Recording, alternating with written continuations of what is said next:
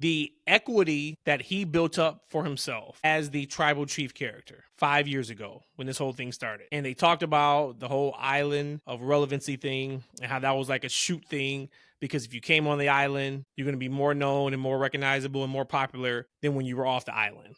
And we can speak to any feud that he's had. They were better off coming out of it than they were going in. Even if you just stood around them, you were better off coming out of it, and it stayed. Unlike Cena, where you would get to the point with Cena and then you would lose Cena and then that was it. Yeah. A top star like Roman Reigns used the equity that he built up by going undefeated and being champion for that long, giving it to everybody he has been in contact with after that said run. I've never seen this before. You look at the equity he is building with Bronson Reed and Bron Breakker. If we start with just Bronson Reed, because that was the match 3 months ago, 4 months ago, 5 months ago, a year ago, if you would have said a pretty big pay-per-view in 2025 is going to be Roman Reigns versus Bronson Reed. You don't tell him anything about the storyline. You don't tell him who's the babyface. You don't tell him who's the heel. You don't say nothing about Paul Heyman. You just say that. We would laugh and be like, what?